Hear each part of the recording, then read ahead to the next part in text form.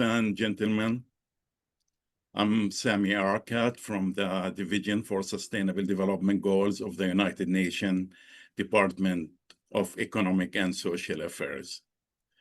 I'm very glad to welcome you on behalf of UNDESA and the organizers to this 2025 SDGs Learning, Training, and Practice session, in short, SDGs in Practice. SDGs in Practice is a series of capacity building and knowledge learning training sessions focused on priority topics related to the implementation of the 2030 Agenda and the Sustainable Development Goals. The SDGs in Practice aims to bringing together a wide range of experts, practitioners of knowledge and skills needed for the implementation of the Sustainable Development Goals. We want to foster networking opportunities, and we want to provide insight into practical action tools and innovation for SDGs implementation that is highly needed at this point. Our session is Green Growth and Resilience Building, and it brings together a very distinguished partners with broad and deep expertise in the implementation of the Sustainable Development Goals with focus on science, technology, and innovation. We're having with us Canias International, NOAA Region, Inspire for Tomorrow Foundation, Open Quantum Institute, Fund for Development of Indigenous People of Latin America and the Caribbean, FELAC, and the Pawanka Fund. I'm also glad to introduce the session's moderator, Dr. Milind Pimprekar. Milind is the founder of Canias International. He is also working on many innovative projects that focus on integrating indigenous and traditional knowledge with emerging advanced technologies. Milind and his associates have been actually supporting the United Nations Sustainable Development Agenda for many years, and he has been a very close partner for UNDESA for many years, and we worked together actually for many years too. It is hard to make Milind justice in a short introduction, and I'm glad to give him the floor to start moderating our session on green growth and resilience building. Milind, you have the floor. Thank you very much, Sami. I just want to, before we begin, let all the participants know there is a simultaneous interpretation, English and Spanish. So if you are not familiar how the feature works, I would request our colleague Luis to explain this feature maybe. Luis, can you explain the feature to participants?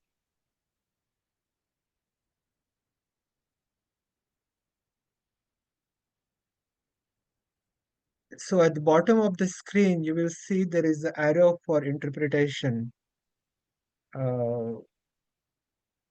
You can select the channel that you would like to choose, English or Spanish, and then there is a simultaneous interpretation available in both languages for English to Spanish and Spanish to English. My colleague Luis from FELAC perhaps would add some suggestion in case if there is any question. Luis, if you're there.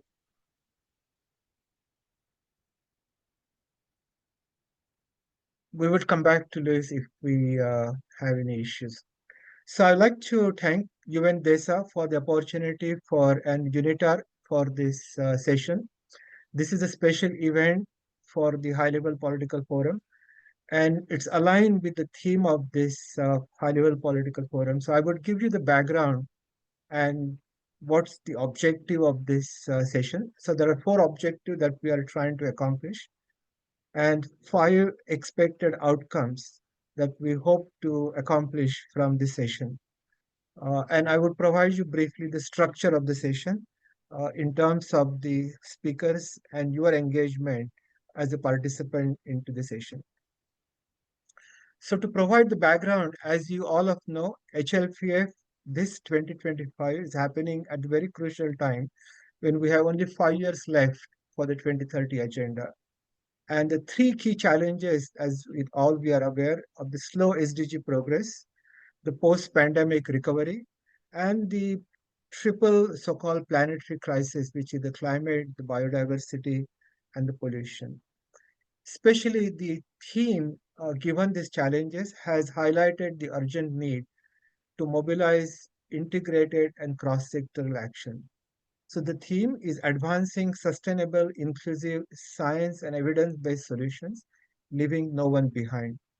So the session is organized to address the theme and those challenges. So the first objective of the session is to strengthen capacity for green and resilient strategies aligned with the SDGs. The second objective is to share practical tools and case studies and methodologies for mainstreaming the green growth resilience, especially in the policy and project design, both at the national and local levels. The third objective is to promote collaboration. As Mr. Sami mentioned, beginning, we have the United Nations, civil society, academia, industry, private sector, and all the different counterparts working with the United Nations. The fourth objective is the most important, is offer forward-looking insight into sustainable technological innovation and how we can make this with inclusive approaches. So with these four objectives, we would like to touch in to make sure that this addresses the theme of this high-level political forum. There are five themes. The first one is integrating green growth and resilience in SDG implementation process. The second theme is leveraging science, technology, and innovation for the systematic transformation. The third theme is resilient infrastructure, especially looking at indigenous people knowledge and the AI and the nature-based solutions for climate adaptation. The fourth theme is looking at the case studies and cross-sector collaboration, looking at the national, local, and the global context for creating climate resilience and impact. So this is something which is very at the heart. Moving to the fifth theme, looking at the multi-stakeholder partnership, how we can create this partnership and potential funding mechanisms and implement some of these collaborative initiatives at the end of this session. So the outcome that we expect from this session are four outcomes. The number one, the participants will gain practical knowledge, especially looking at the inclusive and resilient, how do we design solutions. The second outcome that we expect is access the tools and resources. So in the concept note, we have provided you with certain tools and resources offered by UNDESA through our partners PHILAC, CANES, and NOAA. So we would like to see how you can integrate this and practice for indigenous for the growth and SDG implementation. The third one is to network with the peers and experts. So this is an opportunity to connect with the experts that we have assembled and the participants from around the world. And finally, the fourth outcome is to provide a solution for you that you can replicate and adapt to create some of the innovative practices in your own local context, especially looking at the national, regional, and the individual solutions. So the structure of this session, as you can see, the first part, we will be addressing the key policy insights, global trends, and relevance to HLPF 25 theme. This will be addressed by the UNDESA team led by Mr. Sami Arikan. He will be especially looking at the key issues for the resilience in the time of crisis, the lessons, and for transforming energy access. Followed by that, we will have a presentation from Indigenous Knowledge, PHILAC looking at indigenous knowledge with AI, artificial intelligence, and Pawanka Fund looking at the expert insights and the case studies. This would follow with the very innovative approach by NOAA on how do we align innovation for the green growth. This is something which would be very first time unveiling this platform with NOAA. And then we will address some key emerging technologies like quantum science and technology and space, how it can be used for the implementation and acceleration of the SDGs. So with this one, I would like first to request the first part, requesting my colleague, Mr. Sami, to provide the key policy insights and the global trends for the framing remarks. So I request Mr. Sami Areka to present, take over from here.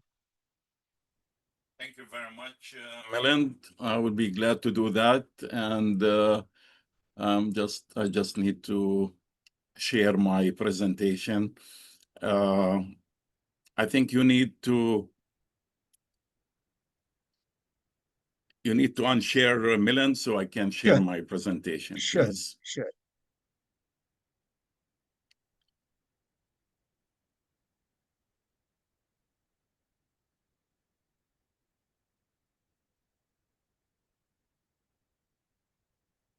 So I need to.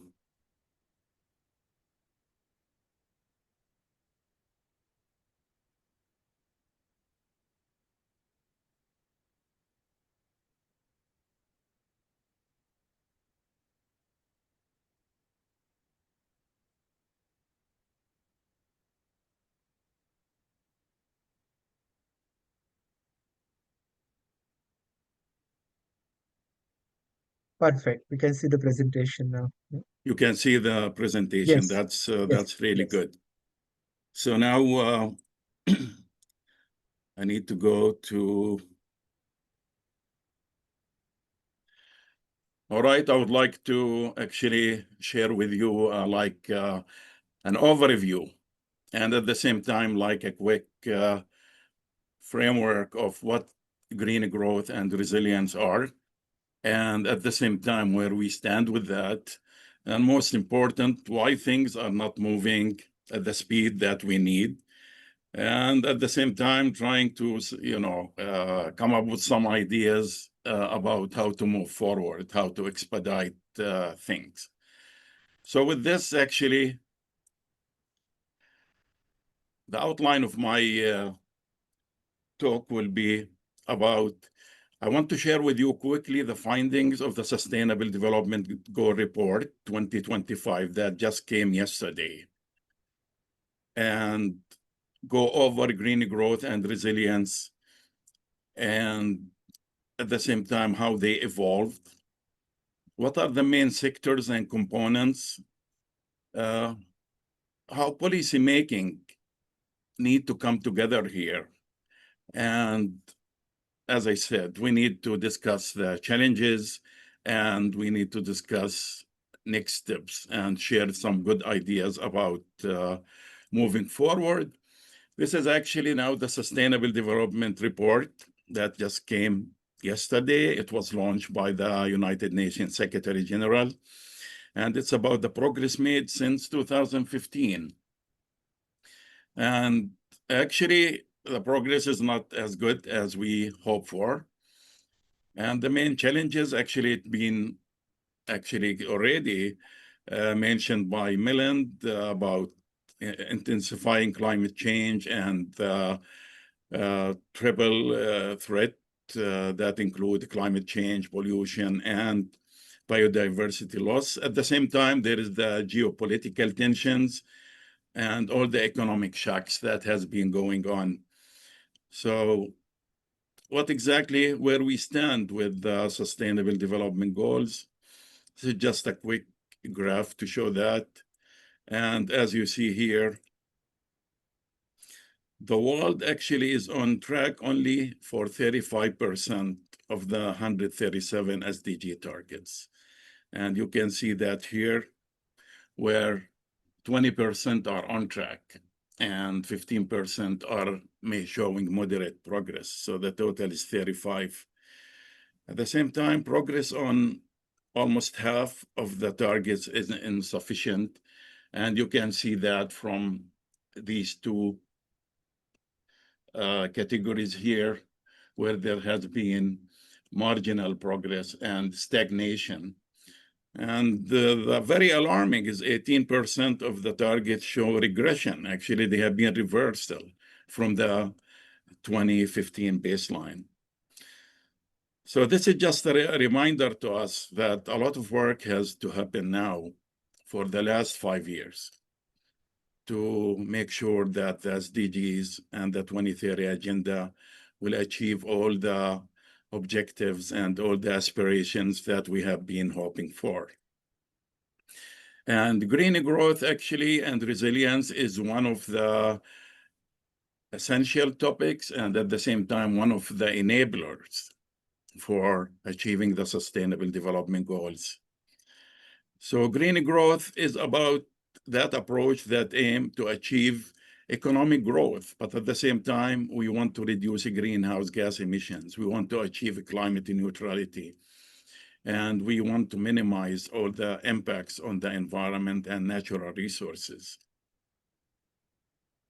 So as you can see, these are actually, it capture all the 3 dimensions of sustainable development with having economy at the center here. And when it comes to resilience transition, it's about preparedness. It's about being able to having the capacity to anticipate all the shocks and all the crises that can happen, natural and man-made, how to absorb it, how to recover from it in the best way. And at the same time, how can we respond, recover from the impacts of climate change? So these are the green growth and resilience transition, which are the topic of our session. And as you can see, it's basically another side of the Sustainable Development Goals. We started actually since 2012 talking about the green economy, and it came as an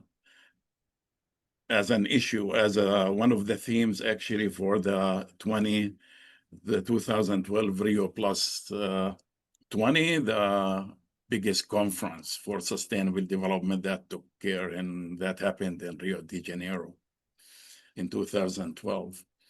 So the thematic area was green growth in the context of sustainable development and poverty eradication. And actually, few years later, we started about the green economy, and now we use the term green growth because we want to emphasize that green economy is really, it's about growth, it's about expansion for economic and accommodate growing population, rising development aspiration, and poverty reduction. So that's why actually now we are using the term green growth rather than green economy. What are the key sectors of green growth and resilience? We are looking at this list of topics that like the main topics when it comes to talking about the green growth and resilience. Quickly going over them, it's about the green energy. And it's about solar, wind, hydro, geothermal power. We want the green, sustainable sources for energy, unlike the traditional fossil fuels. Sustainable agriculture, all the practices that help us achieve food security without causing a lot of impact on earth and on land. Green buildings and infrastructure.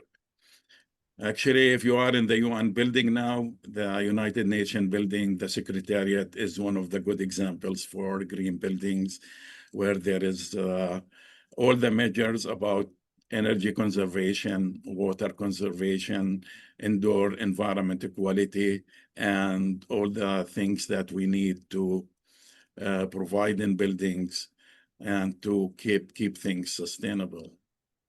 Waste management and circular economy, and about reducing waste generation, promoting the reuse and recycle of materials.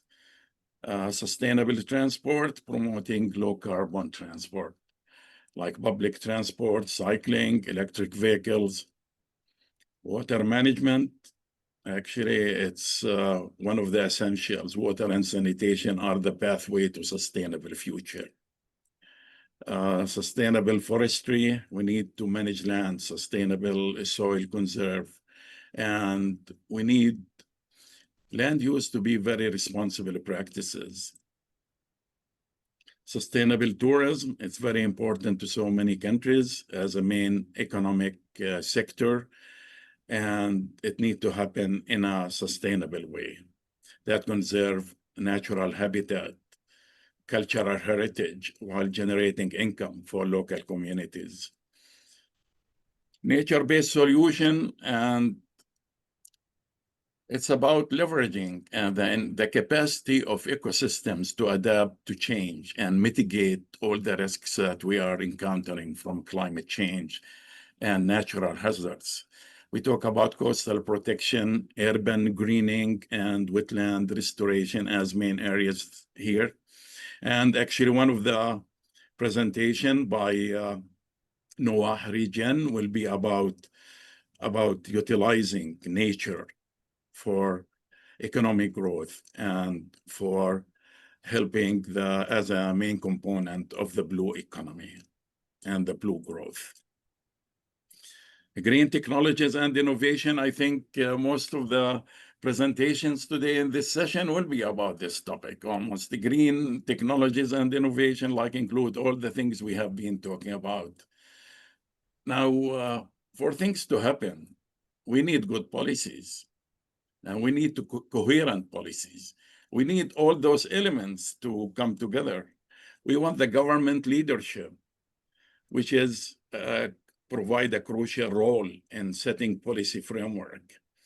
We need regulations and standards for emissions, for energy efficiency, for waste, for everything. We need stakeholder engagement, and including workers, communities, businesses, of course, with the government. Capacity building now, we need to invest in education and training to equip workers with the skills needed for a green growth. And technology transfer, we need to share knowledge. I think we are doing this right now, but it needs to be done at a higher scale. We need public and private sector partnerships, and that's effective green transition require collaboration between government, business, civil society. Financial mechanism, we need to mobilize green finance. And we want to direct investment towards sustainable projects and technologies. And we will talk about that actually in a number of the topics that are coming. It's about funding for sustainable development. We also need to be able to monitor and evaluation. We need to be able to track the progress we are making. We need monitoring and evaluation frameworks. Is the approach to green growth and transition smooth one? No, it's not. It's not, and that actually explains all that progress has been limited. There is so much barriers, and overcoming these barriers is very important. We look at economic and technology. We look at the high initial cost of green structures and the green projects. As we said, we need the capacity and skills. We need education and training for the new skills is needed. Technology is limited also, especially transferring technology to developing and least developed countries that might not be ready for that. There is also social and political issues. There is resistance to change. People who have been doing things for a long time, they don't want to change the way they are doing things. We have policy gaps. We don't have enough policies to guide the green growth and resilience.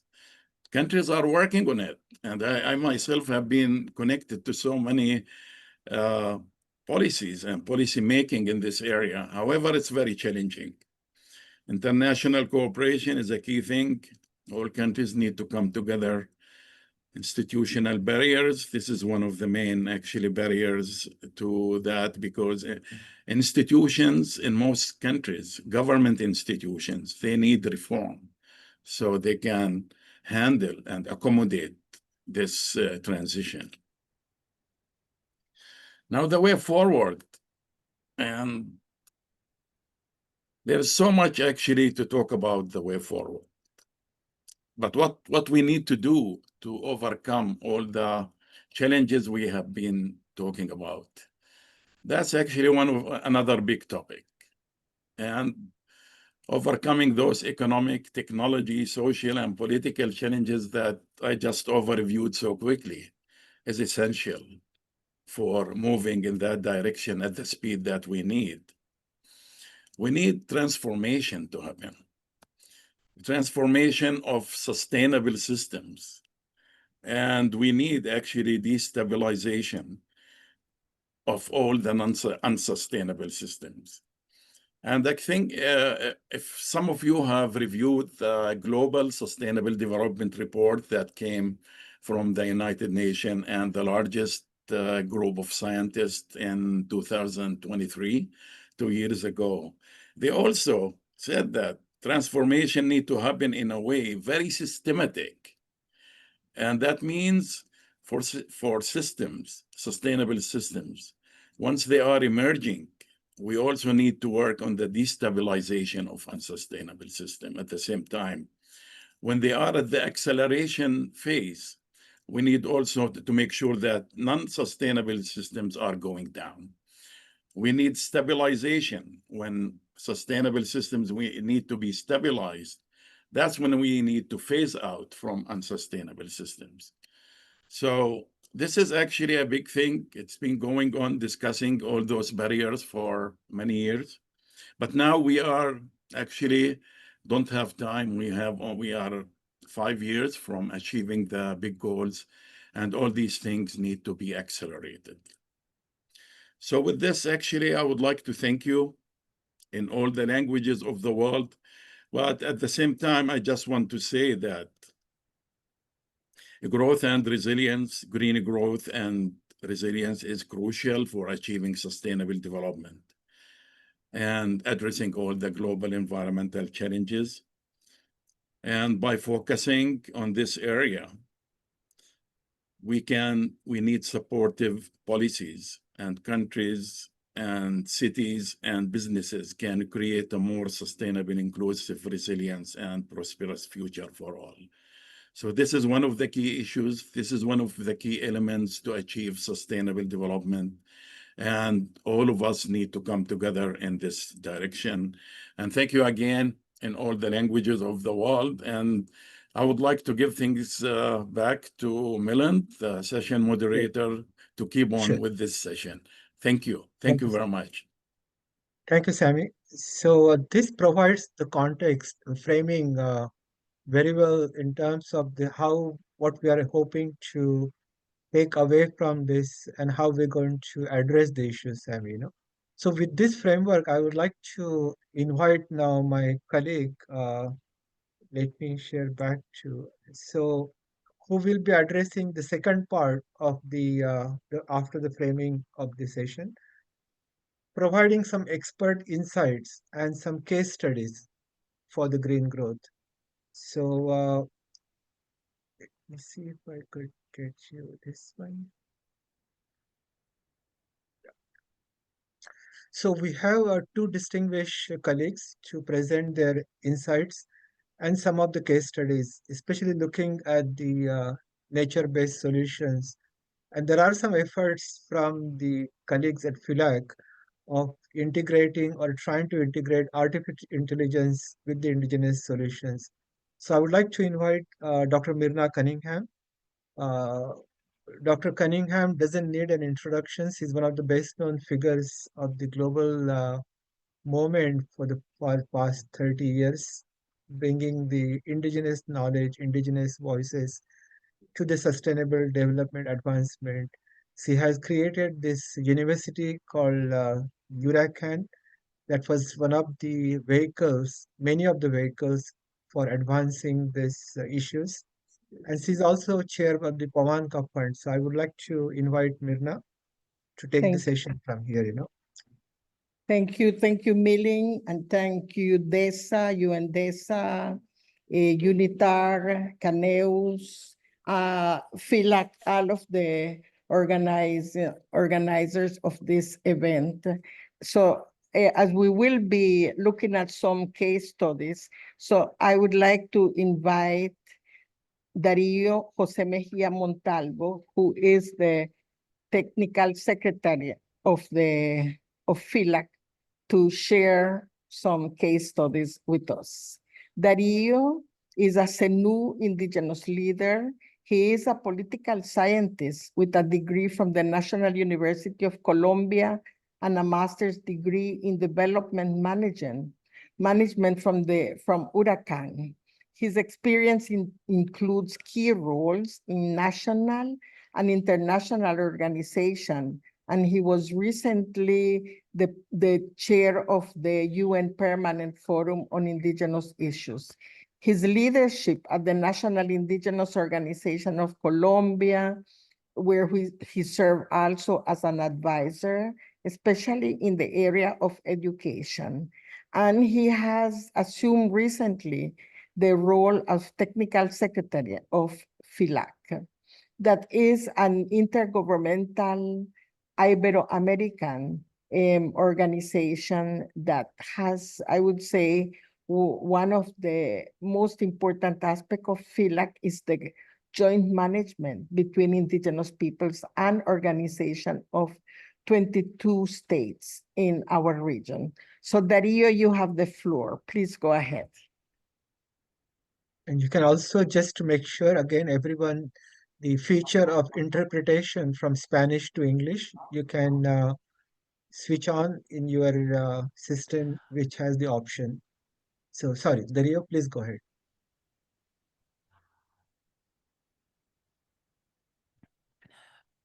Muchas gracias.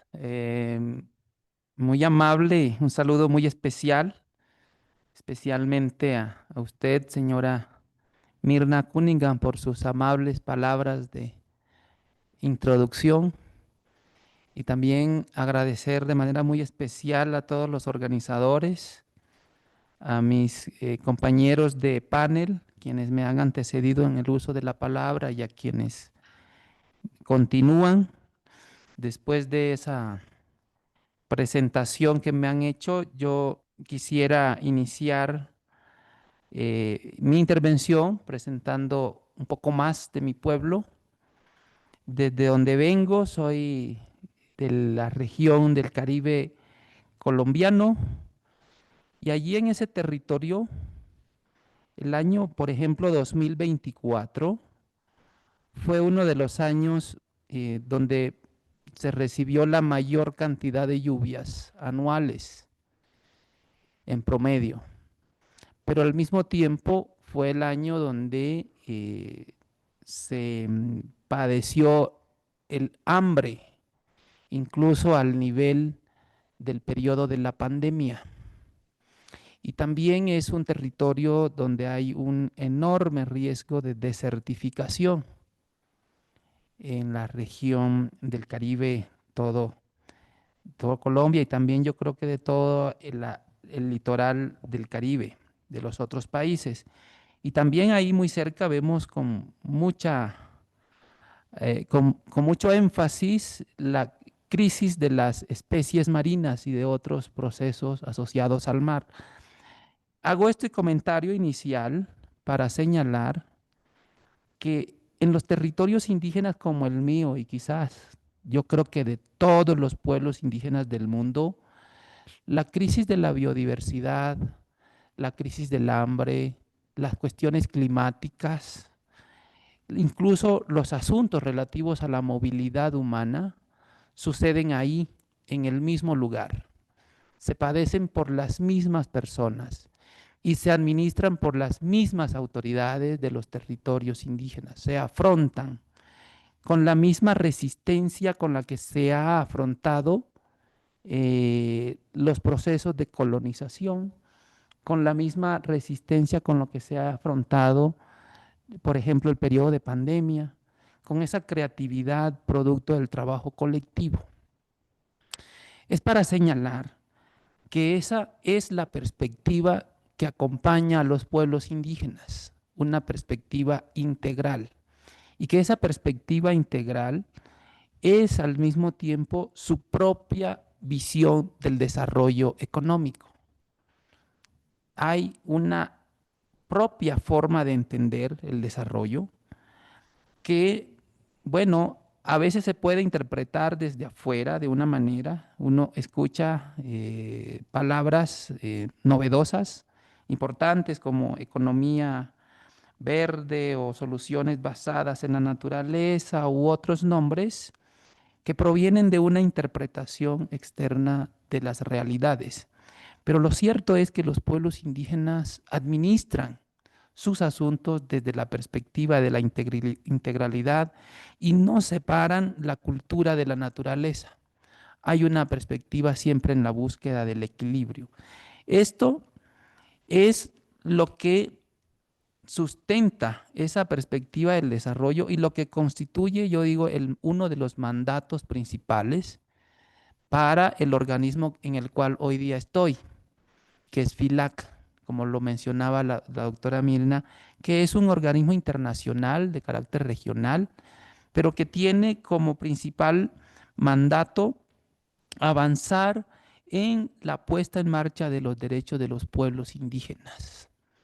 Tiene un programa de trabajo que coincide en tiempo más o menos con los mismos años con los objetivos de desarrollo sostenible. Tenemos 3 objetivos, 3 formas de trabajo: diálogo y concertación, desarrollo económico con identidad y educación para la equidad. Son estrategias que pueden avanzar en la implementación de medidas, desarrollar procesos de acompañamiento a los estados en la formulación de políticas públicas para el desarrollo de esos derechos y que son perfectamente compatibles con los objetivos de desarrollo sostenible.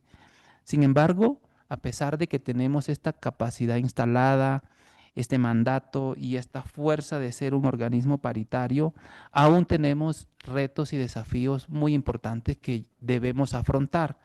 Este conversatorio, entonces, yo lo veo como una oportunidad para llamar al diálogo y a recuperar el origen, por ejemplo, de instituciones como FILAC, que desde hace 3 décadas fueron pensadas para implementar esta perspectiva del desarrollo con un enfoque integral, pero que luego también se puede ir verificando de acuerdo a los compromisos internacionales que se han asumido. Lo cierto es que con frecuencia en estos tiempos, en los distintos espacios internacionales, en las conferencias, es común escuchar de una crisis del multilateralismo, de una crisis de la planificación global, y esto yo digo no es falso, es una realidad, pero también debemos aceptar que no es un asunto nuevo, ni que tampoco es la causa, sino que es la consecuencia de haber dejado muchas veces perspectivas distintas de planificación, perspectivas distintas del desarrollo, perspectivas distintas de la economía, como por ejemplo la perspectiva de los pueblos indígenas, y que aún estamos a tiempo. Sin embargo, siendo conscientes de que vamos a tener fallas en la implementación de los objetivos de desarrollo sostenible, yo creo que es tiempo de ir preparándonos también para el próximo periodo, el post-2030. Por eso quiero agradecer este espacio, este momento de conversación, para invitar a las entidades de las Naciones Unidas, a las ONGs, a los amigos, a que hagamos un frente común para que trabajemos en los distintos escenarios internacionales para obtener en la próxima jornada, en el próximo periodo, el post-2030, un objetivo específico que trate de la implementación de la Declaración de Naciones Unidas sobre los Derechos de los Pueblos Indígenas con sus respectivos indicadores, con sus respectivas metas, con su respectivo marco institucional de implementación, donde desde ya digo, FILAC puede y debe ser un pilar fundamental en el cual nosotros desde ya estamos dispuestos a contribuir y a colaborar en ese liderazgo. Con eso agradezco mucho la invitación nuevamente, muy amables, muchos éxitos en lo que sigue y siempre dispuestos a seguir trabajando de manera colectiva con todas y todos. Muy amable, muchas gracias.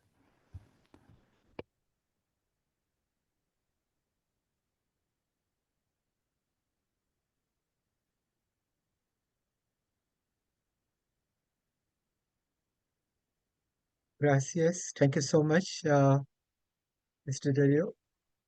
Mirna, I would let you take the floor again.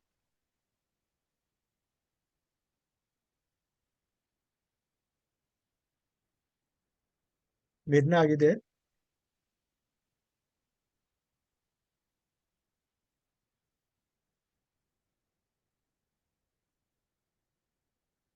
I don't know if we lost Dr. You Mirna know, Cunningham. thank you. Yeah. Thank you, Nail, for the mic. I would thank you, Dario, for your presentation. I would like to add some more information, I would say, on the experience of Pawanka's experience in building alliances during these 10 years of our work. Pawanka was created with the goal to really support the self-determined development of indigenous peoples. And we have experienced cross-sector collaboration with funders, with UN agencies, with peer organizations, but especially with indigenous peoples organization. We have, during these 10 years, a company walk alongside indigenous people supporting their vision of self-determined development, cultural continuity, and the revitalization of their territories and traditional knowledge. As an indigenous-led intercultural fund, Pawanka places trust in the governance, knowledge system, and priorities defined by indigenous peoples themselves.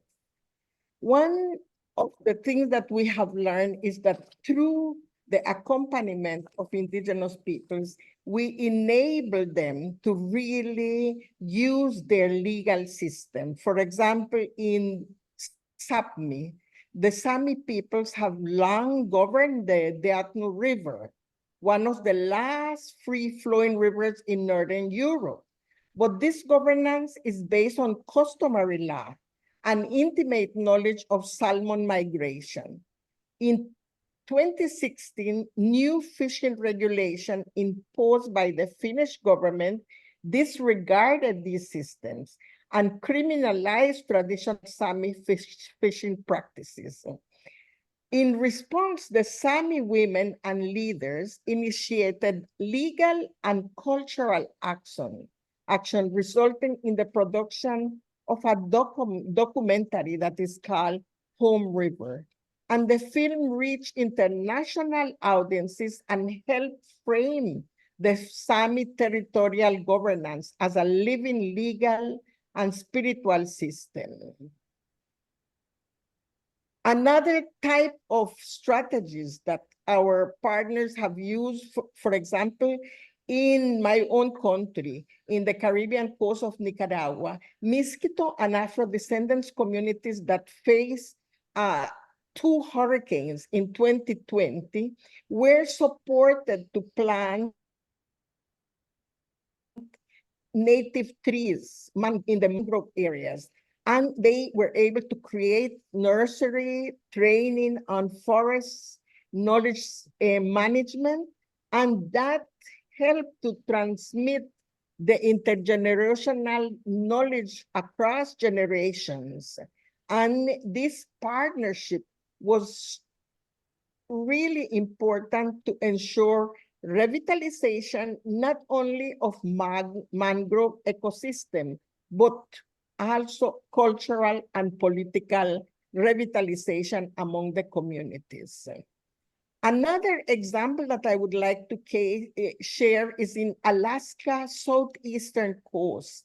The Tlingit Nation initiated an indigenous-led movement to protect herring as species foundational to both marine biodiversity and cultural sovereignty.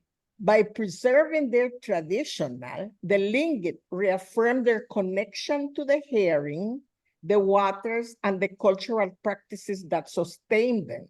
So this work not only preserve ecological knowledge, but also reclaim marine governance through indigenous cultural continuity.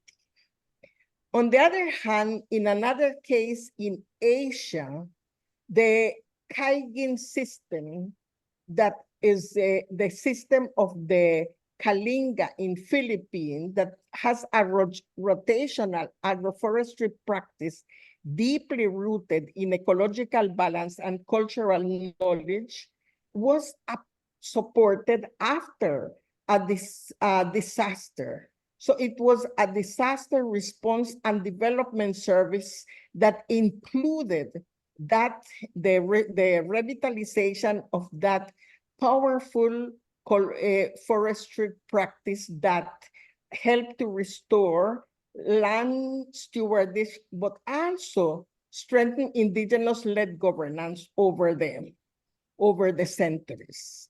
And another case is in Africa, where the Balega peoples of the Mwenga territory in DRC are reclaiming ancestral knowledge to protect forest biodiversity.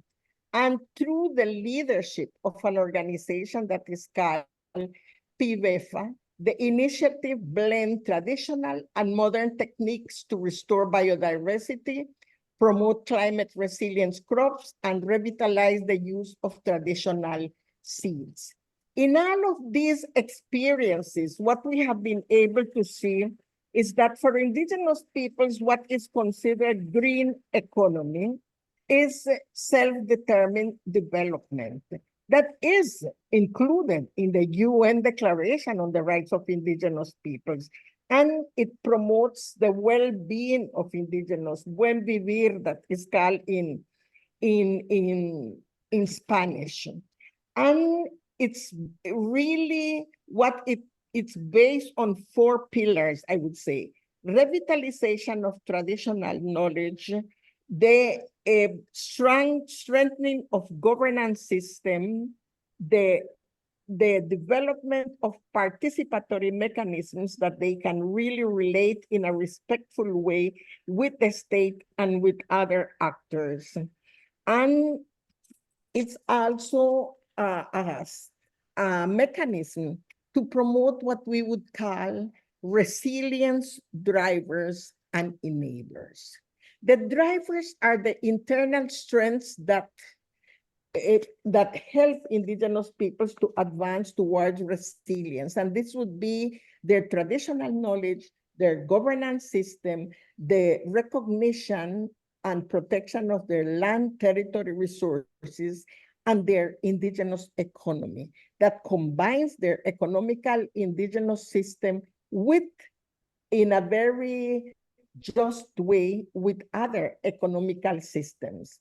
And the enablers are the ones that we can promote through the support and accompaniment of organization, that is the development of public policies, the establishment of platforms that enable them to participate with the state and with other actors, and of course, the promotion of basic services that are needed for indigenous peoples to really advance towards what is considered by the rest of the world as green economy,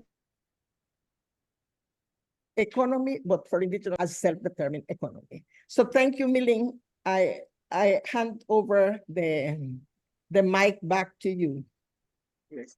Thank you so much for laying out this, Myrna, especially some of the case studies you mentioned with the participatory approach, and how, and Mr. Dario mentioned, especially looking at some of the new solutions. So we would like to see actually the discussion when we go in the last part of our session, how we can leverage those when we are looking at some of the outcome from this event as a potential collaborative projects or initiative that we can launch.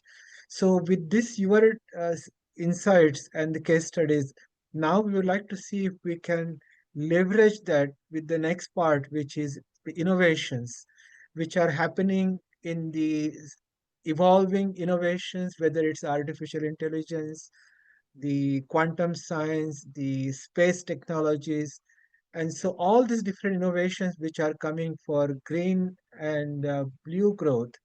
So there is no one to begin this, but very interesting initiative called NOVA, which has been introduced and by two colleagues, Frederick Digret and Jennifer Warren. So I would like to just very briefly, Frederick is a very, very unusual background, I would say, a former naval and maritime engineer, transforming into hospitality, a number of industries, and looking into now innovation and this technology with his partner, Jennifer.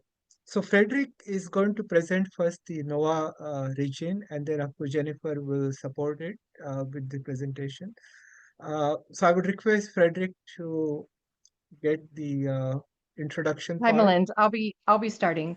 Okay, so Jennifer, you can first give the brief introduction with very interesting background that you bring from coming from the corporate sector to the emerging technologies and so on. So I would request you to just give your, first brief background and then about NOAA. Go ahead. Absolutely. Thank you very much. Thank you to you, Andessa, and partners for inviting us to present today. It's an honor to be here.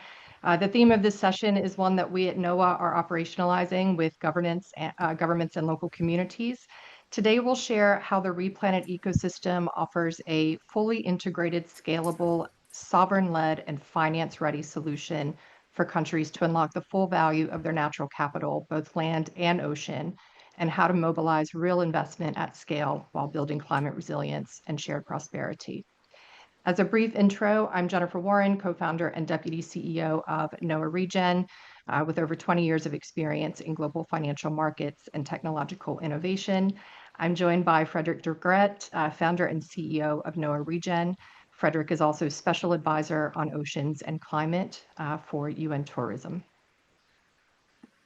Today's global systems are still largely built on extractive thinking, degrading ecosystems and excluding the global south from meaningful participation. What we're aiming to build are truly regenerative, circular, and inclusive growth economies, where nature is an engine of economic, environmental, human, and social value. There's a $9 trillion opportunity in environmental and impact finance, with half of the world's GDP dependent on nature. But most countries still lack the tools to turn this into national wealth. That's the problem we're solving, which is connecting natural capital to financial capital in a way that is equitable, scalable, and sovereign-led, with NOAA targeting at least $100 billion per year in country-focused financing volumes by 2030. In environmental markets, we're seeing a new form of extraction, what President Adesina of the African Development Bank called the carbon grab. Countries rich in nature-based assets are receiving pennies on the dollar for their carbon. NOAA's model addresses this by keeping ownership and governance in country while unlocking and maximizing value through high-integrity governance and highly investable project pipelines that attract foreign direct investment and boost GDP. Our mission at NOAA is to equip countries with innovative financing, expertise, technologies, and tools to transform nature into sustainable national prosperity. And our vision is a world where nature becomes the engine of national strength and inclusive progress. By combining green land-based and blue ocean-based carbon solutions, we unlock a powerful green to blue cascade effect that multiplies both climate impact and investment value. The Replanet ecosystem by NOAA is a fully integrated, holistic operational platform. It combines public-private partnerships at a country level with blended finance structuring, transparent governance and blockchain reporting, and highly investable project pipelines, leveraging best-in-class technologies, all designed to help countries scale green and blue growth to implement their NDCs and SDGs. Every step from setting national priorities to project selection and reinvestment is country-led and co-designed with government ministries, national agencies, NGOs, and others. Replanet is a country-first open ecosystem built to be interactive, adaptive, and collaborative. Replanet is built on 4 key pillars. Replanet Advisory provides technical assistance and strategic expertise to maximize investment opportunities and returns at the country level. Replanet Foundation manages philanthropic contributions and ecosystem governance to build trust and transparency across all aspects of country-led initiatives. Replanet Capital is our private equity impact fund and capital deployment engine, which also operates as a conservation trust fund. And Replanet Digital is the technology backbone for tracking projects, impact measurement, and allocation of funding. Together, these enable countries to importantly retain sovereignty while scaling regenerative growth economies. And as an open ecosystem, we welcome other partners, solution providers, technical experts, and implementation partners to join us. Frederick? Hey, thank you, Jennifer, for that very good introduction.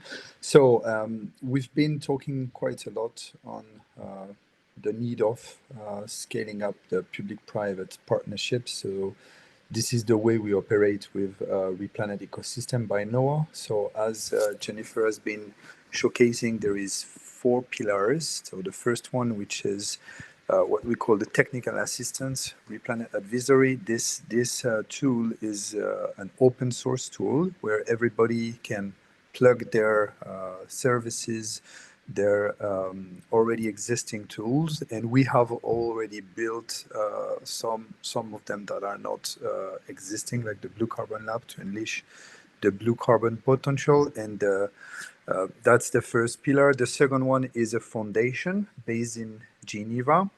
Anytime we sign a PPP with a country, we open a task force, country-driven, below that foundation. So most of the time, that task force is led by the Minister of Environment, and he invites Minister of Foreign Affairs, Finance, Agriculture, Blue Economy, etc., plus all the players that are already in the game, could be NGOs or national institution, etc. And we act as Secretary General to coordinate it, to make it more powerful and long-term vision. Even if the government change, we have that task force that remain available and deliver the ongoing progress.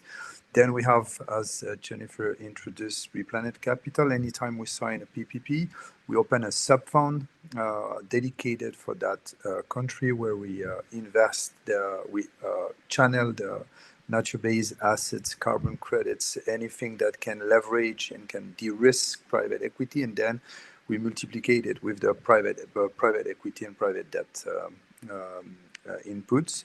And the last tool is a digital platform, Replanet Digital, where anytime we sign a PPP, we open a digital habitat to standardize the processes, the methodology, the asset management, the governance is all digitalized, and we know exactly where we go, and we report, we measure, we report in the blockchain to make it very transparent and trustable. Jen, can you go to the next one? Okay, so this is a bit more technical, but I'm gonna try to do as simple as possible.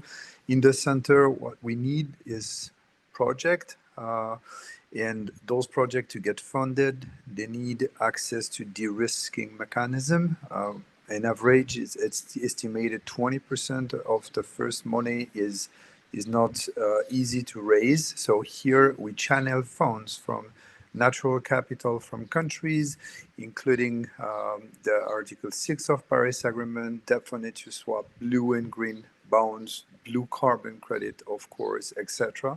That becomes the risking tranches. On the second stage, we have the foundation that not only drive the governance, but also raise philanthropy for donors that are more interested to invest in multiplicator effect in the game. And on the right side, you have the private sector where Replanet Capital come and leverage it.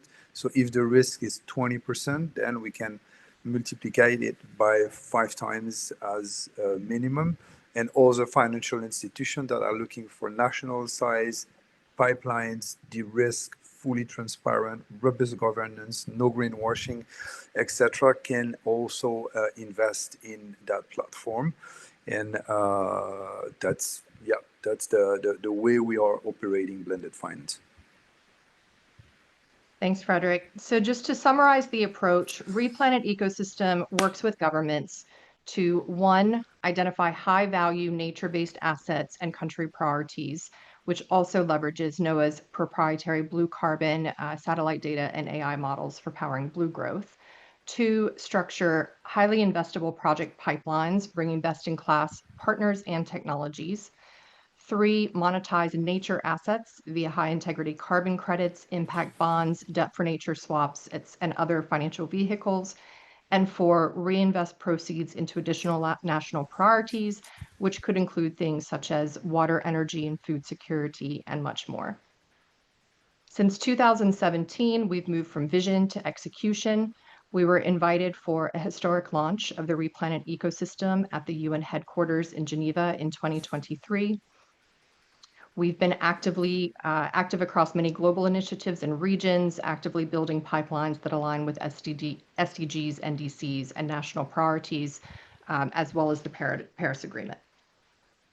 So just to wrap up, as a call to action, if you are a government, policymaker, multilateral, NGO, et cetera, looking for a holistic, fully integrated toolkit to implement NDCs and SDGs, attract large-scale financing, bring best-in-class technologies, and build climate resilience and green and blue growth economies, then we would invite you to partner with Replanet Ecosystem by NOAA, and we would be happy to speak with you after this call. Again, the intent really is for nature to become the engine of national strength and shared prosperity, and we would be happy to discuss that for your respective countries or projects. Thank you. Thank you very much, Jennifer and Frederick. Very unique and very innovative platform, the system that you have created, with all this hype which is going on, especially looking at this Pact of the Future, the implementation and so on. This is the big vacuum that we see. And my colleague, I'm sure we will have further discussion, Dr. Simonetta Dupipo and Giuseppe, that this mechanism that you put together and this collaborative platform. So we would come back to you again after because we're hoping to get some measurable outcome that we can recommend and move forward from the session. So we'll come back to you again with the follow-up, Frederick. So if you could just stay on for the further discussion. Now I'd like to invite what you have presented with the Replanet the ecosystem, this platform. Now we're trying to get some of the specific innovations from the ecosystem, like the AI and space and quantum science, and how this could align for the SDG acceleration. So what I would like to do is that the next part of our discussion get into some of the actionable steps that we can take. So we have here one of my most distinguished partner and colleague. Let me see if I could go to the next slide.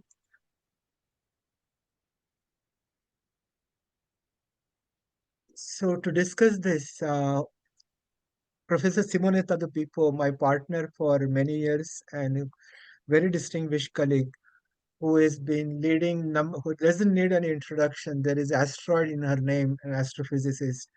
She was the director of the United Nations Office of Outer Space Affairs for several years. This is where our association started. And she has been engaged with number of capacities as a professor of space economy here in New York, in Bocconi, in Italy, in Abu Dhabi, and written number of books. But one of the most important initiative that I'm very privileged with her is that she is the president of the Inspire for Tomorrow Foundation. The foundation we launched with the help of Sami and UN Desa at the United Nations Summit of the Future in September 2024. So I'm very privileged that Simonetta has agreed and she's leading this panel. She has recently moderated a session at the UNESCO, at the United Nations headquarters on quantum science and technology. So I thought there is no other person better than who could moderate this next part, where we have two speakers. One is Francesca Schiavello from the Open Quantum Institute and Giuseppe Santangelo from the Space Industries. So Simonetta, I would invite you and request you to moderate this part of this discussion. So thank you, Milind, and thank you very much. Can you hear me well, I assume? Yes, very well. Thank you. Thank you. So, and thank you very much for also introducing, our long history in working together under the umbrella of the United Nations in different capacities now. And indeed, as the co-founder and president of the Inspire for Tomorrow Foundation, I really have a pleasure in leading and moderating this discussion here, where we are going to share how we intend to take concrete and actionable steps to ensure that science and technology innovation truly serves as an accelerator for the Sustainable Development Goals. Well, we live in an era where advances in areas such as space technologies and quantum computing are reshaping the boundaries of what is possible. Yet the mere existence of powerful tools does not guarantee progress towards our shared goals. It is how we direct, govern, and democratize these innovations that will determine whether they become engines of sustainable development or deepen existing divides. At Inspire for Tomorrow, we believe that aligning science and technology with the Sustainable Development Goals require moving beyond high-level declarations. It demands systematic efforts to build capacities, forge inclusive collaborations, and establish ethical frameworks that prioritize long-term human and planetary well-being. For example, emerging quantum solutions could dramatically improve how we tackle complex problems, from optimizing global supply chains to accelerating materials discovery for climate resilience. Likewise, the space domain offers an advantage in monitoring our ecosystems, in managing disasters, and informing smarter resource use. But these technologies must not be driven only by profit motives or short-term competition. They must be consciously embedded into strategies that advance health, equity, and environmental sustainability. To this end, Inspire for Tomorrow is focusing on 3 practical pillars to really put our mission into actions. So the first one is fostering talent and knowledge transfer. We are investing in education and capacity building initiatives that empower a new generation of leaders to understand and harness these complex technologies with the SDGs as part of it. Then for sure, we are championing cross-sector collaboration. And the idea is to create platforms that bring together academia, industry, policymakers, and civil society in order to ensure that innovation ecosystems are not separated one from the other, but guided by shared sustainable objectives. And last but not least, we want to champion global norms in accountability, because we believe that through dialogue and advocacy, we can support the development of governance structures which are able to ensure breakthroughs in areas like quantum and space, because we really want that they're leveraged responsibly, inclusively, and transparently. Well, none of this in our minds is abstract. Is each step that we take, so every partnership we cultivate, every young scientist we mentor, and every dialogue we convene is designed to close the gap between technological promise and sustainable impact. Because at the earth of our work lies a simple conviction: scientific and technological progress must be the pathway to shared prosperity, resilience, and dignity for all, not just a privilege for a few. And so, with this introduction, I hope I have provided a very short understanding of what the Inspire for Tomorrow Foundation really wants to put on the table.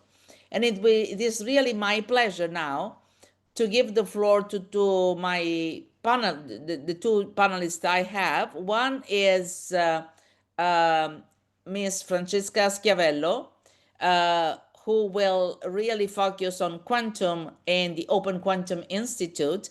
And then my second speaker is Mr. Giuseppe Santangelo, who will be talking about the role of space in this context. So it would be really a pleasure for me now to give the floor to Ms. Francesca Schiavello. Ms. Schiavello, the floor is yours. Thank you, Simonetta. I appreciate it. That was a lovely introduction, and I really resonate with a lot of the things that you have said. So I hope to be able to speak about them as eloquently as you. So I work at the Open Quantum Institute. I am actually a technical advisor on quantum use case applications over there. So I come with a sort of very researchy science background, mathematics and computational science. But I've worked in the past at FAO, so I'm joining kind of my two passions for bringing together the SDGs and tackling the SDGs, real world applications with quantum computing in my new sort of job role over here. So the Open Quantum Institute, for those of you who don't know it, we are hosted at CERN in a pilot phase that just started last year. So we are a collaborative quantum computing sort of platform that works for the benefit of humanity. What does that mean? We really want to bring together a lot of different stakeholders, private, public, government, academia, philanthropy stakeholders to tackle these use case applications, which are real world problems with quantum applications. Now, besides that, what makes us different? A lot of people are trying to, thank you. What makes us different? You know, a lot of people are trying to tackle the SDGs, why quantum computing, for example, and where do we sit in all of this? So I just want to mention a couple of things so you get a picture of us before I go into actually what are these use cases that I'm talking about. So we collaborate with a number of different organizations that I've mentioned. The private industry, for example, if you've heard about quantum computing, you've probably heard about IBM, the machines that they have. They are a big player.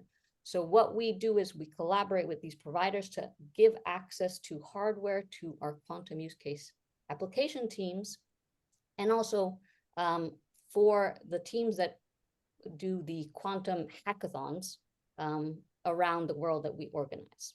So not only do we bring together academia and these resources that we try and provide for free around the world, and not just to the people who have the access through either research, academia, or just the money to pay for them, but also all of the people who maybe would not have had the option to access them otherwise. And we work together with UN organizations such that they can lead us and help us in tackling a real world problem, not just quantum computing, for example, for optimization of a portfolio of stocks, how to make it that extra 1%, as you mentioned, not just profit, but actually real world problems. And I'll get to those in a second.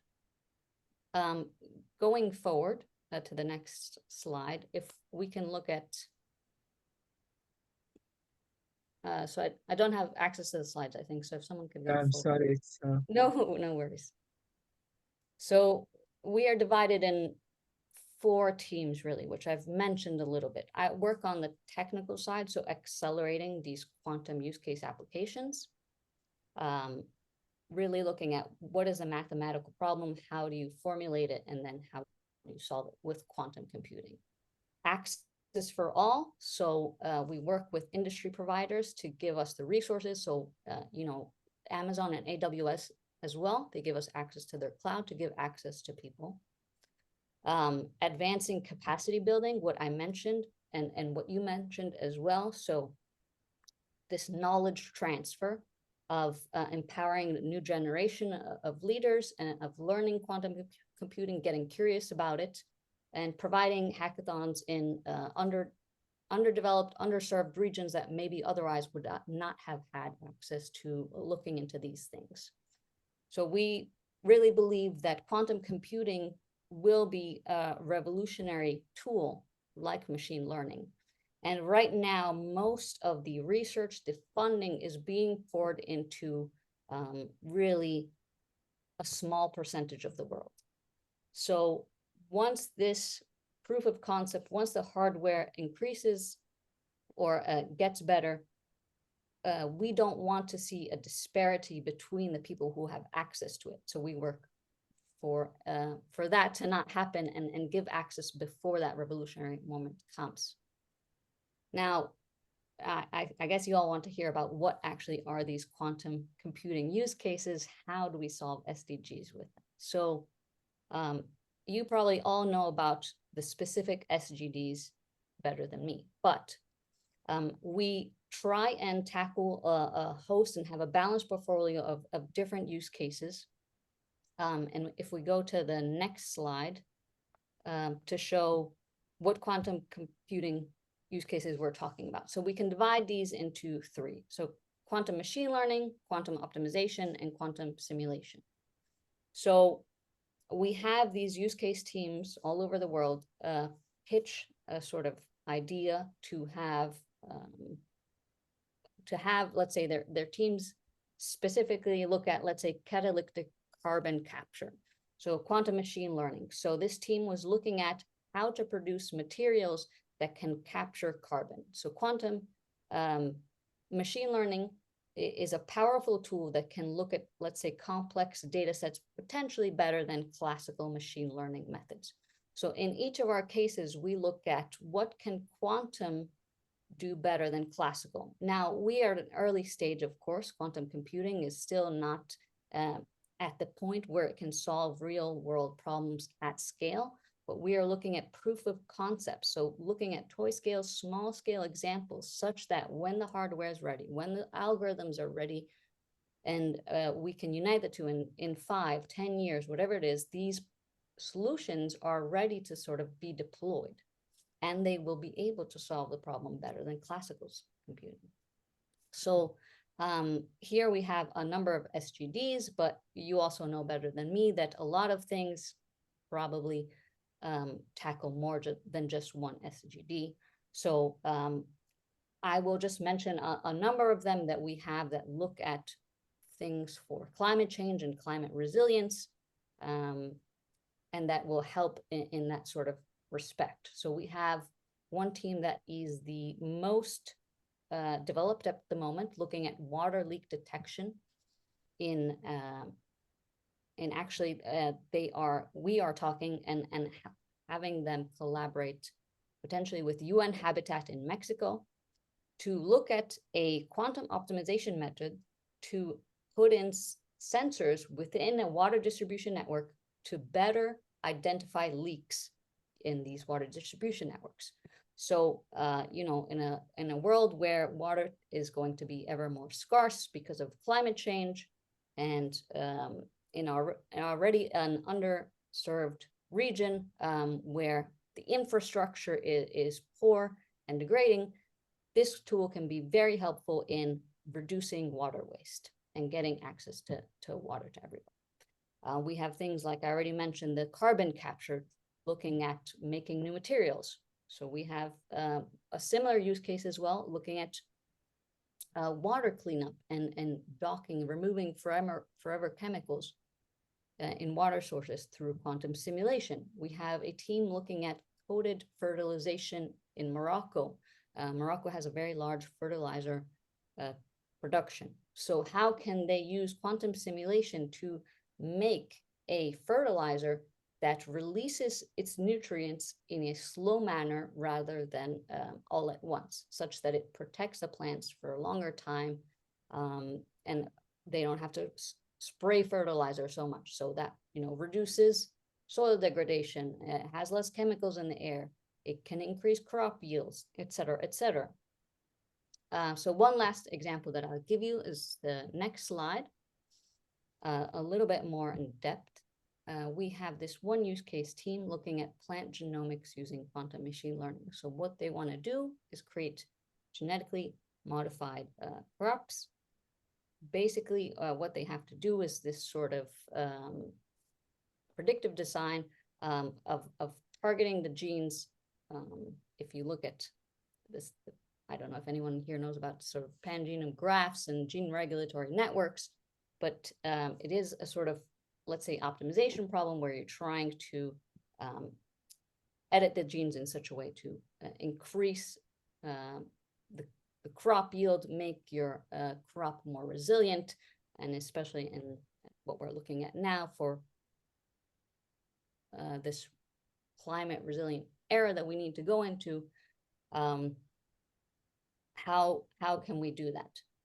So actually, recently we talked to a UN organization, to give you an example, CGIAR, Biodiversity International, that told us things that we didn't know, because we can't be experts in everything. We're experts maybe in quantum machine learning, optimization problems. So they said, for example, you know, in genes for foods, you don't need to look at the whole gene. There's actually parts of it that we know aren't really expressive. If you change them, not really much happens. So that reduces the problem for us. And these kind of interactions are something that we really need to do between organizations. And, you know, you said that as well, Simonetta, to try and really tackle the just problem and get the proof of concept for quantum machine learning to deploy these solutions in the future. So I hope I've piqued your curiosity a little bit, and I'm happy to, you know, be contacted if anyone's interested. Thank you. So thank you, Francesca. Now it's my pleasure to give the floor to Giuseppe, who will talk a little bit more about space and what we do at the foundation on this topic. Giuseppe. Thank you very much, Simonetta. It's a pleasure to be with you, with all of you, in this important meeting. I am the founder and the co-founder of Space Industries SPA, which is a industry of space satellites, and also I am one of the director in the board of Inspire for Tomorrow.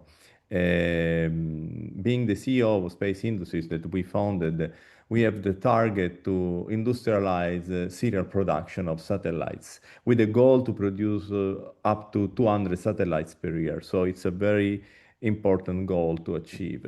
With this, we think that we are witnessing a rapid increasing of development of satellites, especially in the commercial sector. And this growth is fueled by increasing of access to the space, so making satellite infrastructure more feasible than ever. However, the technological progress must be on benefit only of wealthy countries, but also corporate interest. It has to reach it by underdeveloped region and indigenous communities whose needs having historically been overlooked. At SEA, which is the acronym of Space Industries, SEA, we align our work with also the United Nations Sustainable Development Goals, in particular by working together with Inspire for Tomorrow, working by developing satellite-based connectivity solutions that can enable education, remote healthcare, and digital inclusion in underserved areas. In addition, we can recognize the critical role of the space technology play in tackling climate change and environmental sustainability. Some example for you. I think, the space is obviously something very important to sustain the global development. In particular, for instance, monitor the deforestation, droughts, and rising of sea levels with Earth observation satellites. Climate change or climate data satellites tracking the atmospheric CO2, temperature anomalies, and the ocean currents. Disaster response systems using satellites imagery to coordinate relief during floods, fires, hurricanes. This is already something that already are in the clouds or in the space, I would say. So really reality. But what is now changing, we are assisting to this rapid increasing of the space commercial market, which means, as I said before, we firmly believe this should be accessed to everybody, to all the global population, not only from some nation that have access by money or by technology to this. And I also believe that these space-based technologies, let's assume, for instance, internet for underdeveloped countries, they must be proposed and not imposed. So have to be a tool that for instance, communities or indigenous people have to choose and participate to the decision making of how to use this technology. So we have to engage indigenous people and vulnerable communities. Respect for their autonomy, culture, knowledge system, this is essential. Technology must be co-designed, inclusive, adapted to the local realities, not only a size-fits-all or a sport. So not be a commercial driven by money, but driven by the population. Space, in my opinion, is something that put us, our head over the planet, considering everybody one things over the globe, because the satellites over everybody, satellites and things, I think. So that's why I strongly believe in our vision. We have to share this in an equitable and sustainable world for all. So have to be absolutely something. We are in this very special moment for the world. This technology will bring to everybody that can access to that, a wealthy situation that can improve problem with the medicine, disaster recovery, and everybody have to be access to this. So our work should be to sustain and to help by using also the Pact for the Future, which is our main topic in Inspire for Tomorrow, with the 54 actions, if I remember, by using also the space, how to can create more equalities across the globe. And this is, I don't want to take too much, and I give the floor back to Simonetta. Well, thank you very much. I believe it's been quite a good, panorama of what's going on, at least in these two topics. And as I mentioned before giving the floor back to Milind, who is also a co-founder and a director of Inspire for Tomorrow, for the Inspire for Tomorrow Foundation, I hope that we can even, in a way, start and reinforce relationships with the institute, the Open Quantum Institute that Francesca was talking about, because the point is that we really want to use these new frontier technologies to support the Pact for the Future, which is really trying to accelerate the 2030 agenda. And as we learned, when we knew that, but okay, we learned from Sami at the very beginning, the rate of accomplishment in the goals is, let's put it like that, is not the best we could have imagined 10 years ago when we started with this very bold agenda in September 2015. So we have to take actions on one side to support the agenda and the Pact for the Future. And at the same time, we have to start thinking about the next round, because, we are getting close to the point in which the need of, rethinking about the next bold agenda is coming. So altogether, I believe we can do a better job. And so thank you so much for having participated in this panel, and I give the floor back to Milind. Thank you. Thank you so much, Simonetta. The way you articulated, and especially the point that Sammy, when he started articulating this session, his goal was see if we can come up with some actionable steps that we can showcase moving forward at the UN General Assembly in September and so on. So many of the steps that you mentioned for the Inspire for Tomorrow Foundation under your leadership as the president, Simonetta, we would like to see if we can put some ideas with whether it's with Francesco or with Noah. And so to make this happen, the next step is very important. We would like to engage also the participants who are in this session, who are participating. So we received, as I was told, almost over 1,300 participants expressing their interest in this session. So we would like to see how we can engage them and how we can get their insight into what we are trying to accomplish moving forward as an outcome from this session. So we have structured, thanks to the colleague working with Sami, Ms. Sarah Rama. Sarah is currently intern at the United Nations DESA, but she brings very, very interesting background into this discussion and to the high level political forum. She graduated from the New York University with a degree in international relations. She has background both in legal and human rights works and has worked with a number of organizations, including the Arab American communities and so on. So Sarah is taking the lead on creating some kind of polling among the participants with the objective to get real-time feedback in terms of what are the areas, the actionable outcome that we should come from this session, how we should structure, what are the gaps, what are the challenges, and what key takeaways we can take as a recommendation from this outcome. Especially with the NOAA platform, that was a very, very innovative platform that has been presented, how we can leverage that, as well as what Simonetta has articulated. So, Sarah, I would like to invite you and take the lead in terms of conducting this polling so that participant can be involved and we can get the outcome that Sammy will present. So please go ahead, Sarah. Thank you so much, Milind, and thank you to everybody who presented today. It was a great presentation. I'd like to invite everybody. I'm going to share a link in the chat to take a few minutes to fill out the poll just so that we could gauge like reflections and feedback and everything. So I would appreciate it if everybody used the link.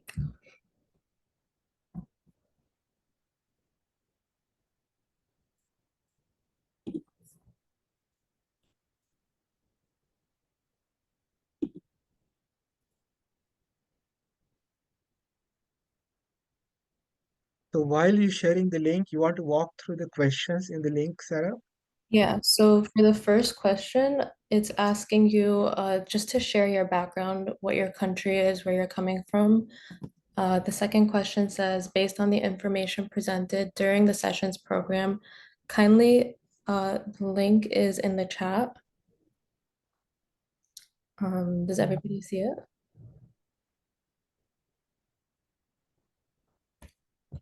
Yeah, we could see it. Okay, no problem. The second question is basically just asking, based on the information in the program, to select 3 of the most relevant and significant sectors of green growth and resilient transition toward the SDGs out of the following list. Like we all talked about, renewable energy, waste management, sustainable agriculture, sustainable transport, nature-based solutions, green finance and investment, green technology and innovation. The third question is asking, what do you recommend as a follow-up on this session by the organizers, and to just select anything that you recommend for it. Arrange for advisory support in my country to promote green growth and resilient transition. Plan for global special event to promote green growth and resilient transition during the forthcoming General Assembly meetings in September 2025. Advocate for and promote green growth resilient transition during the forthcoming 2025 United Nations Climate Change Conference, or anything else that you suggest if you have any other recommendations. The last question is asking, what is the biggest challenge in applying science technology to address climate change effectively? We have a bunch of just lack of high quality data and real world validation.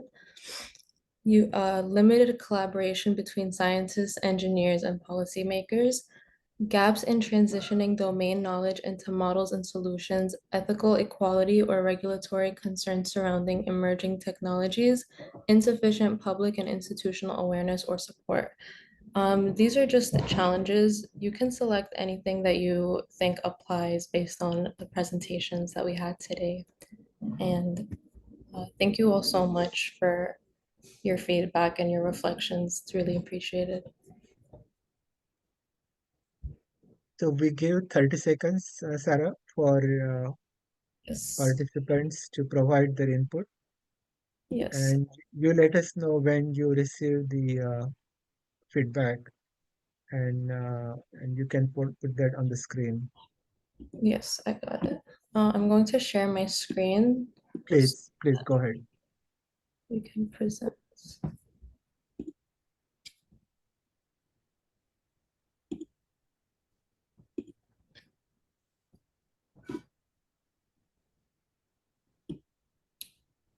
Everybody can see my screen.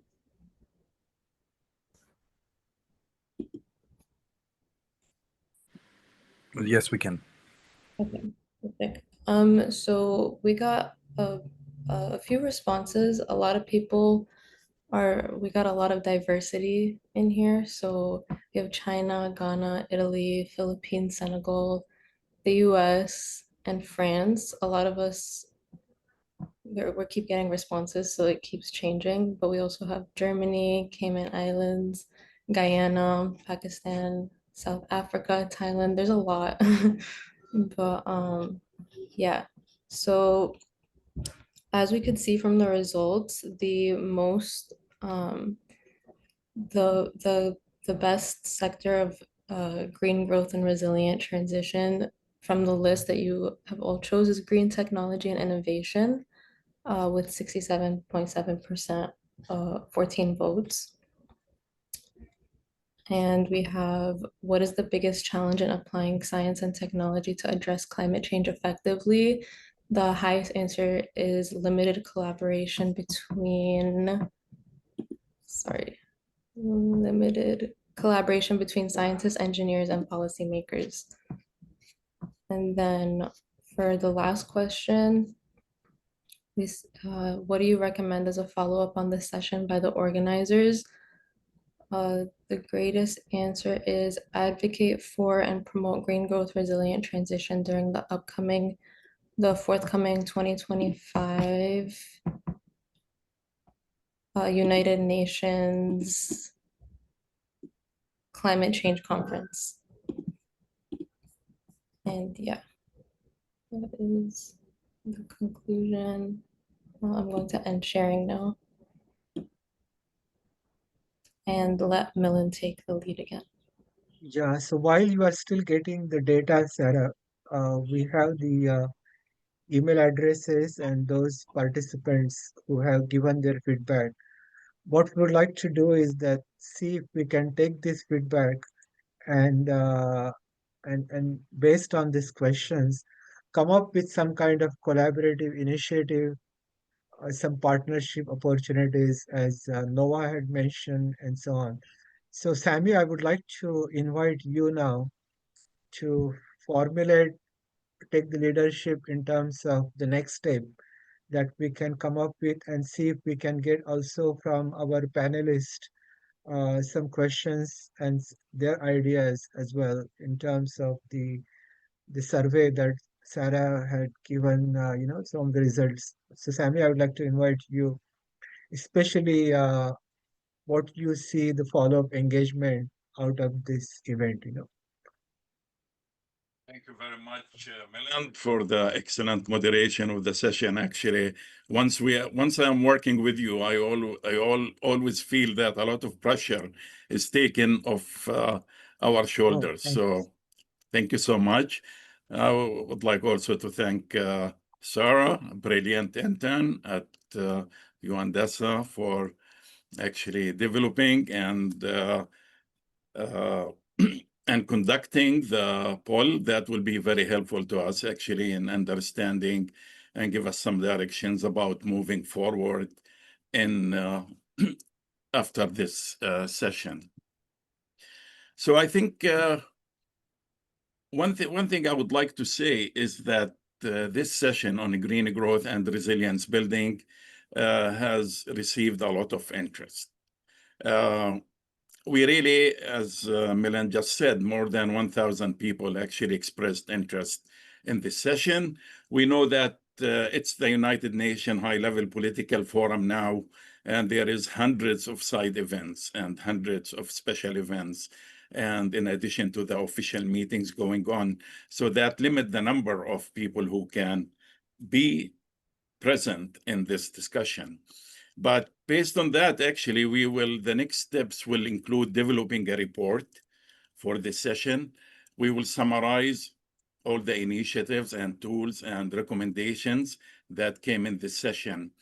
And we want to make sure that we will continue going together as an effective team in this direction. So the report actually will summarize a lot of things and will make the strong recommendation about moving forward. We will make sure that the partners here, actually, this is a very distinguished experts who came together here. And I think we need to continue going together. We need to continue actually working in this direction. We need to make sure that all our efforts and expertise is coming together so we can support the Sustainable Development Goals and its achievements at this very critical time when the progress actually is really, I want to say the progress of the SDGs is beyond everyone's expectations.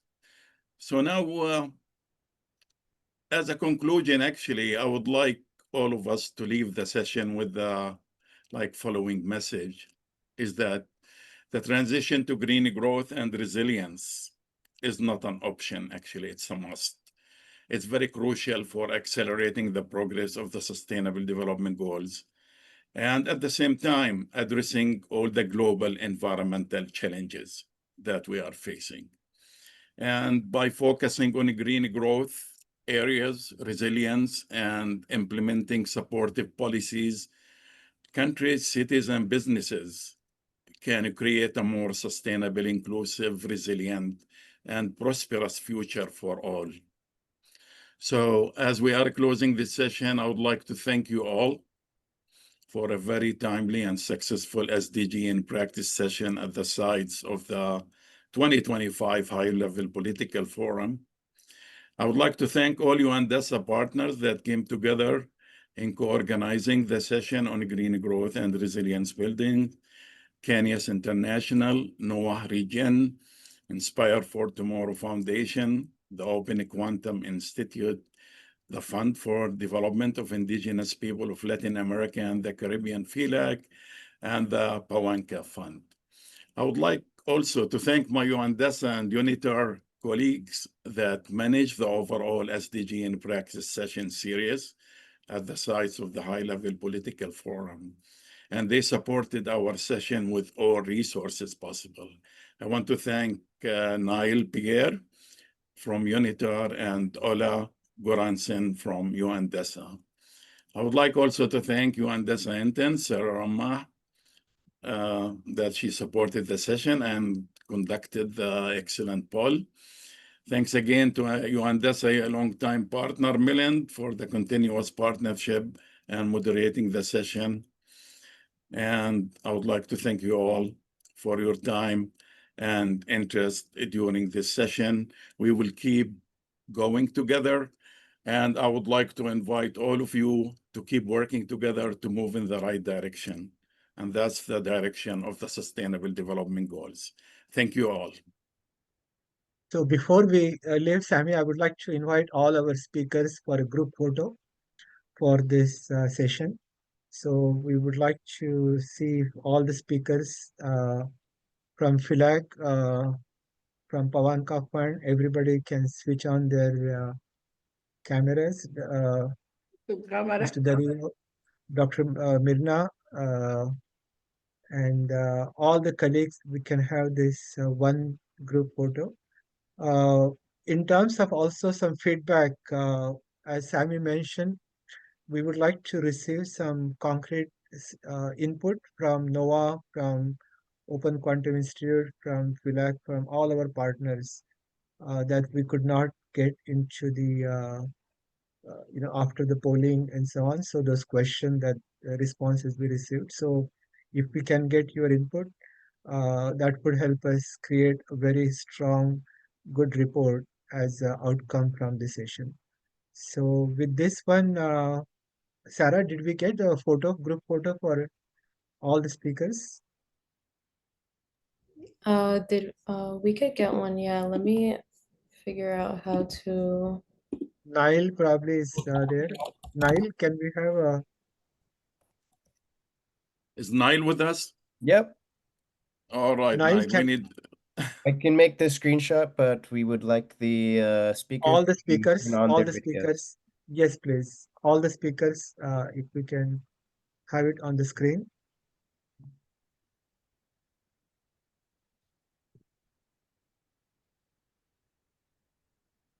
Okay, we're still waiting for Giuseppe.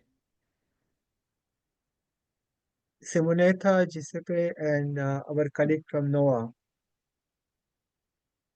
No, I'm here.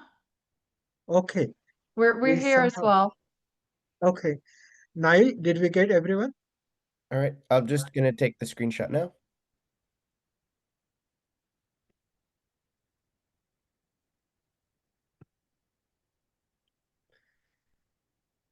All right, smile everyone. 3, 2, 1, done.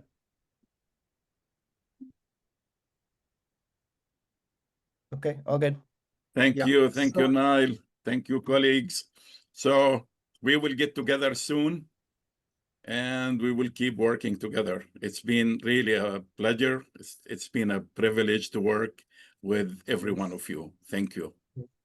Thank And you. as Sammy, Thank I just you. said, we will probably reconnect at the special event at the UNGA. No? Yes. Yes, we will. Yes, we will. Thank you so much. Thank Thank you. you all. Thank you all. Bye. Thank you all. Thank you. Bye, Simonetta. Thank you, everybody. Bye-bye. Thank Bye-bye. you.